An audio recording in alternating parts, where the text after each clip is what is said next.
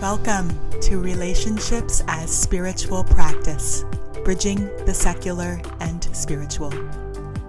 With your host, Lachelle Lowe Chardet, founder of Mindful Compassionate Dialogue and Wise Heart PDX.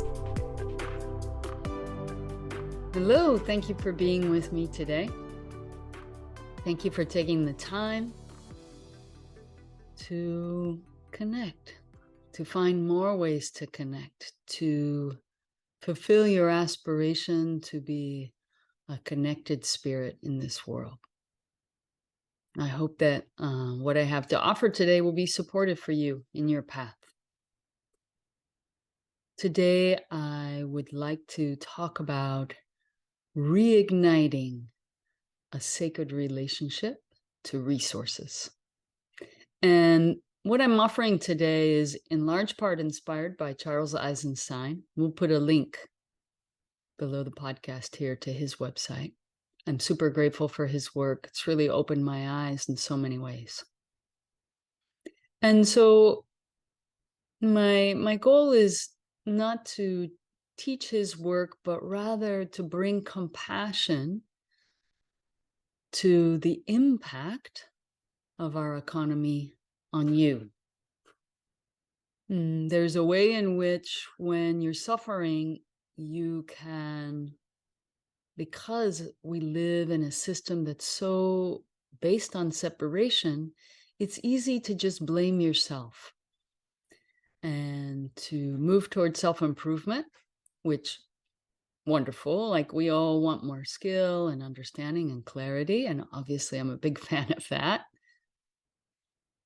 And I'm wanting to balance that view of there's something personally for you to improve and hopefully dissolve those critics and have a part of you say, oh, and compassion for the fact that you live in a system that doesn't support your wholeness. So I'm hoping this particular offering today supports you in bringing compassion for yourself, in understanding a little more clearly how the current system of resource distribution does not support your wholeness. We're just going to touch on that. And the underlying needs that you could tend to in little ways to reconnect with what's sacred, with what's life-giving. So I'd like to start with empathy, 3 types of empathy, and then 3 types of practices. First, I want to offer empathy for listlessness and resignation. And I want to name as a stimulus or trigger for that sensation the system of mass production and the impersonalness of that. The objects that surround us that are made without love, without intention, without a thought towards beauty or uniqueness. That to be surrounded by objects in that way stills your very soul. And Charles Eisenstein said, I can't remember if it was, I think it was in his book, Sacred Economy, the very molecules of these objects cry out to participate in something beautiful. This is natural. It's natural for all of life to want to be a part of something beautiful, something unique. And so when there's this flood of that which is produced without that energy, it steals away your inspiration. And it leaves in its wake listlessness. And that's not your fault.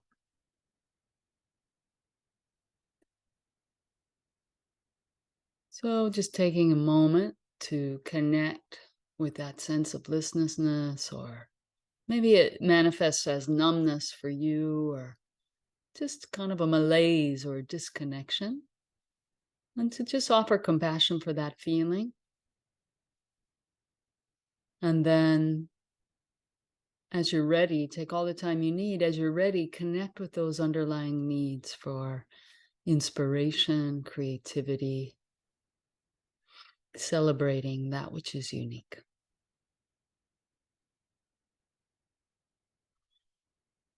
And the second bit of suffering I'd like to offer you empathy for is this particular kind of exhaustion, or I want to say emptiness, but not in the Buddhist sense.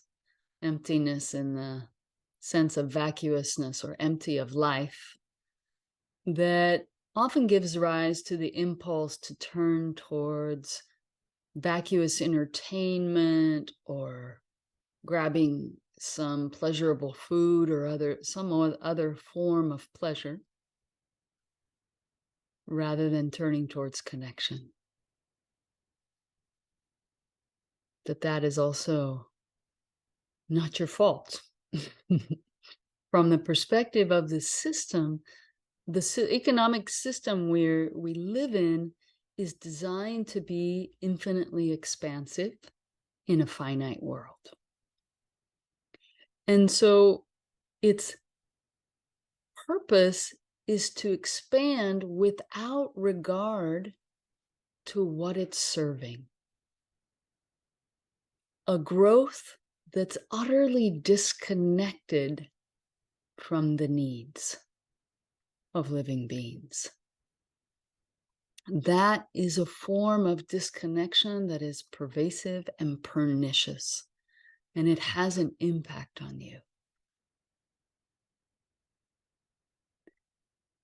Your spirit, your body, your emotional body know that that's not right.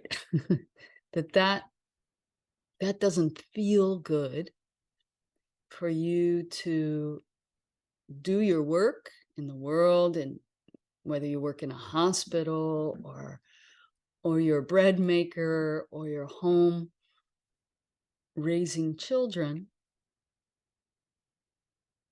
You know that is meant to exist in a system that meets needs, not in a system that is outside of the purpose of your work. You feel pressured to do more without any particular regard to the needs doing more would serve. So there's this tension and this exhaustion from that pulling. There's a you in there that knows, whether intuitively or explicitly, that you are meant to know the people you make bread for, that you are meant to deliver the bread and see their face and shake their hand and ask about their kids or their day or their garden. There's a you in there that knows, if you're taking care of patients in a healthcare system, that you're meant to be a living example of a holistic life, of holistic health. That's meant to thrive in you alongside your wish for the thriving of your patients. Or if you're tending a home and raising kids as your daily work, that you're meant to be in intimate collaboration with aunties and uncles and neighbors. You're not meant to be isolated, alone in your home.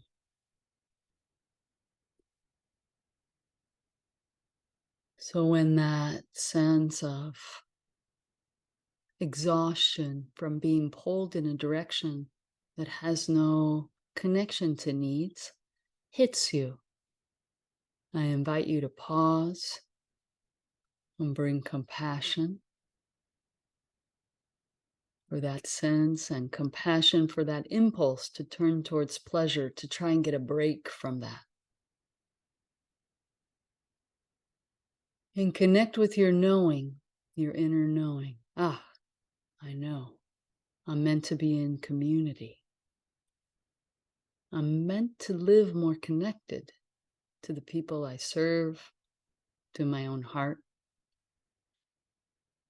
I'm meant to vibrate with wholeness in a living system that supports that.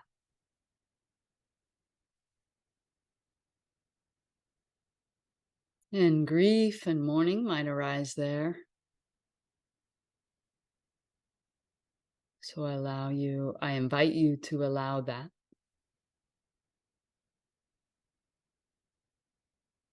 And if that grief and mourning starts to slip into despair about our world, then I invite you to let that despair voice sit beside you and recenter yourself on that sense of knowing the truth of connection, community, wholeness. And let that knowing feed you, nourish you, energize you.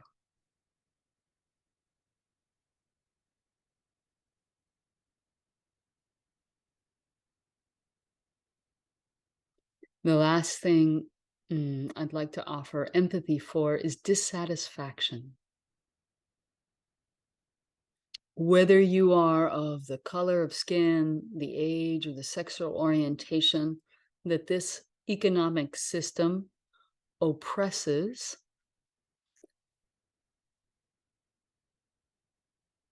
and discriminates against, or you are someone who it favors in those particular ways, although favor is a questionable word in a system that disconnects us from ourselves.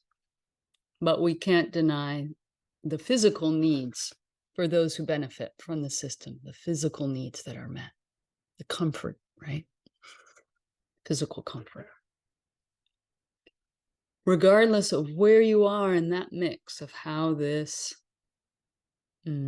disconnected system works, it's difficult to be happy and content when you know the entire system is designed against you, against your heart, we might say, against your very longing to be whole. And that an economic system that pushes infinite growth in a finite world will never support you in creating balance and simplicity, will never support equity and the thriving for all in this world. That's really intense, right? That's very intense reality to live in, to live with. So I want to bring compassion for a level of dissatisfaction, discontent that's in the air we breathe, that's not personal to you in a certain way.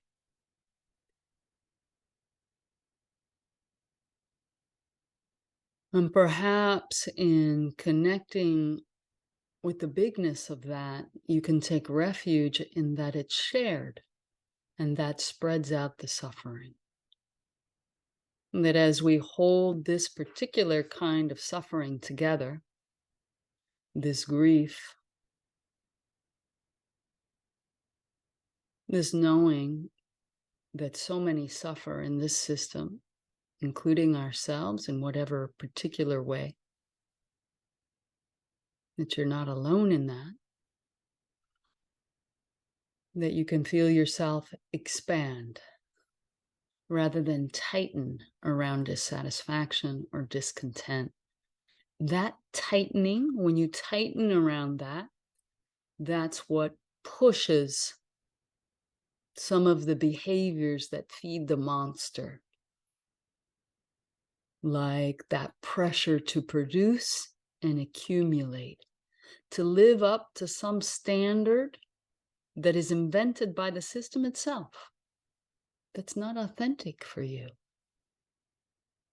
Working a certain number of hours a week or producing a certain quantity of stuff or whatever it is. achieving a certain level of prestige, whatever standard you've been conditioned into that's not real for you, not authentic for you.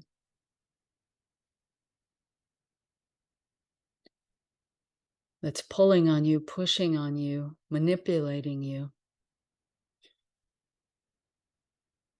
When you contract around your own sense of suffering, that conditioning can get the best of you. And it's a form of imprisonment, right? It's a form of taking you hostage. So that capacity to recognize your own discontent, dissatisfaction, and say, it's not just me. It's okay to feel this way. Let me use this dissatisfaction and discontent to enter compassion for all beings, including yourself. And you feel yourself expand, and you can be with that. And you can come back to the truth and to what you're longing for. You can remember that you have a unique gift to share in this world. A unique gift that when you give it, it makes your heart sing. And to remember that it's your nature to create something without knowing what you're doing or without it having a practical purpose. That you can create just to create something without having to market it or capitalize on it. That you are a naturally creative being, and creating something isn't a rational process that you have to understand, that has to fit into some box.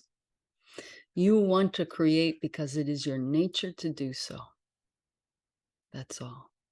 And you remember that you are designed to live in an intimacy with life. With the life in yourself, with the life in other people, with the life in animals, in plants, in objects.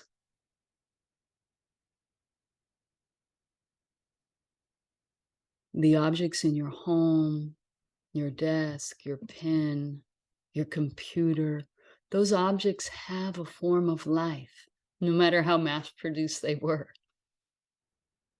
When you treat them as life, you are enhanced. It really doesn't matter what you believe about those objects, whether they have consciousness or energy, whether you believe all that. I believe they have energy and consciousness of their own, but it doesn't matter so much. What matters is that you treat them with kindness, with sacredness. That brings you life. That is a sacred relationship with physical resources. Okay, so let's briefly take a look at some possibilities for practice. So as you connect with the need for inspiration, that's where we started. And we started with suffering of listlessness, which I connect directly to the need for inspiration. You might connect it differently. I invite that. A simple thing to do to help with inspiration is to give something in your home or your neighborhood that is unique and beautiful more of your attention. If it's something in your home, take a moment to remember the story of that thing, to remember who created it, how it came to you, and what it inspires in you. Noticing its texture, form, color, shape, how it reflects the light. The simplest thing can be an inspiration if we just take an extra moment with it. If it's something in your neighborhood, like a mural or a little neighborhood library in someone's yard that someone created, Or in Portland, we have little cob benches and little neighborhood circles, and people paint on the street there. What is it in your neighborhood that is unique, that is beautiful to you in some way, that is an attempt to express from the heart? Ask yourself that question, notice what that is, and take a little extra time with that. Learn the story of it, look it up. How was that mural created? Or ask that person if it's their little library in their yard. What's the story behind the creation of that? Move into a relationship with something beautiful.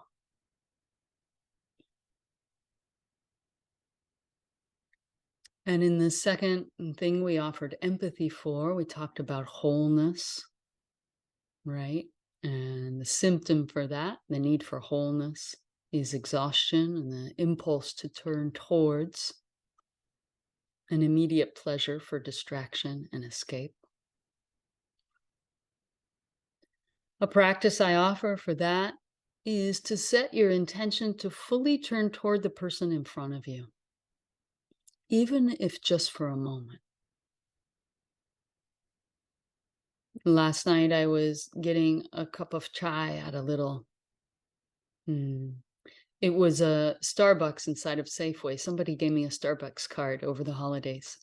So I was getting a chai, and there were two young men behind the counter. I'm telling you this story to tell you some of the risk in this practice. And I was bringing my attention towards them, attempting to be fully present with them as they were.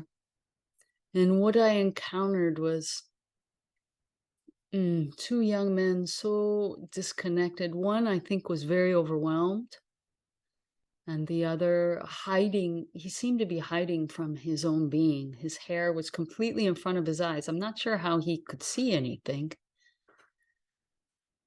And the other young man was listless, almost like it was dubious about whether he wanted to be in this life or not. I don't know, obviously, what kind of suffering he was going through. But I just turned my full attention towards them anyway. There was no response from them, no kindling in them, having received my full attention, my wishes for their well-being that I expressed in whatever way, have a good night, or however I said it. But in that moment, I refused to enter into this malaise of disconnect that our system produces, that those two young men, in my perception, were caught in that moment. And I felt the full impact of grief with it, not receiving a response for them, not being able to find the life in them, not even a second of eye contact, right? I felt the grief of, the impact of the system we live in.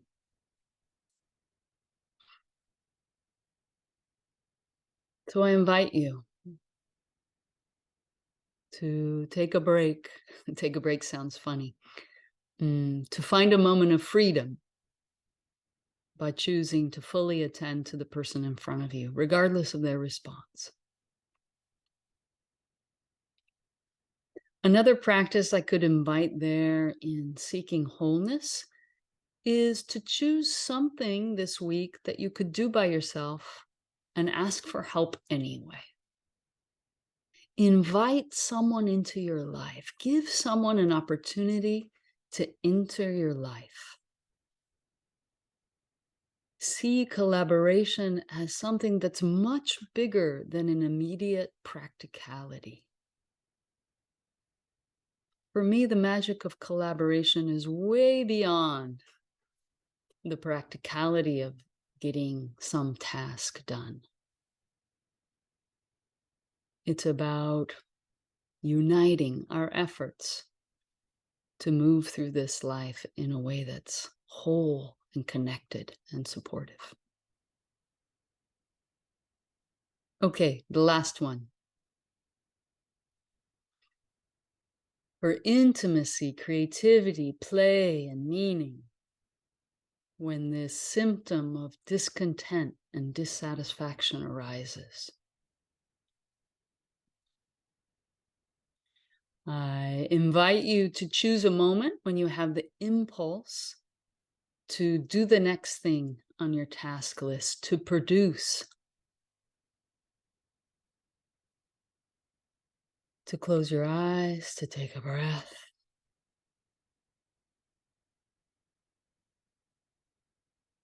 to invite your body to relax, regardless of how little or how much it's willing to. That's okay. Maybe you stay mobilized throughout this whole exercise. But to close your eyes anyway and to dream of what you might like to create.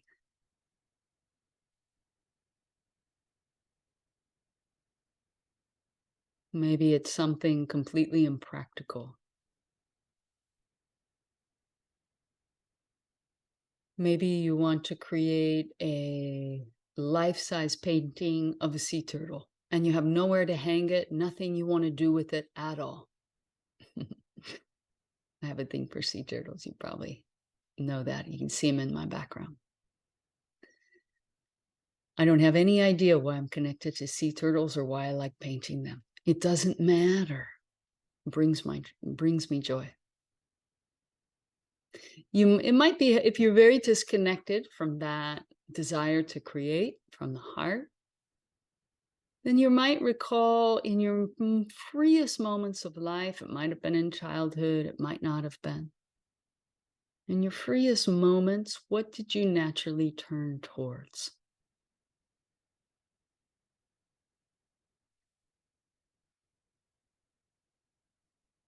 What do you naturally turn towards in a moment of freedom? Hold that question in your heart. And if nothing comes, you've planted a seed in your consciousness, and that's already a lot. That's already stepping outside your own conditioning and the systems which conditioned you. I really hope this was helpful for you. I feel such incredible inspiration and passion for coming together with you and stepping outside the systems in play, not knowing how those systems will fall and new ones will arise, but knowing that in little moments, we can say, I won't participate.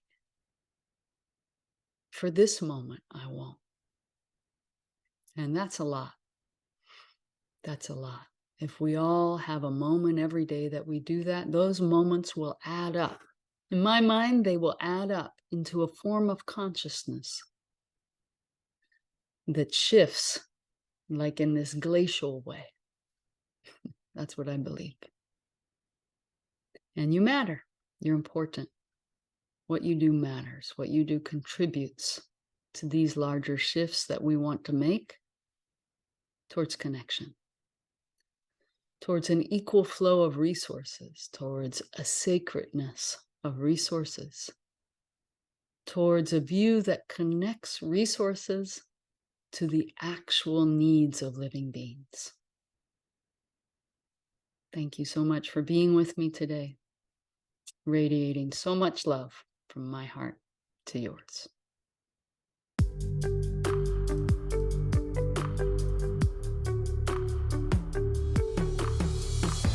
You can find free resources and information about mindful, compassionate dialogue, as well as Wise Heart's live offerings and self-paced workshops online at www.wiseheartpdx.org. You can also connect with Wise Heart on Facebook, Instagram, Twitter, and YouTube, or by emailing info@wiseheartpdx.org.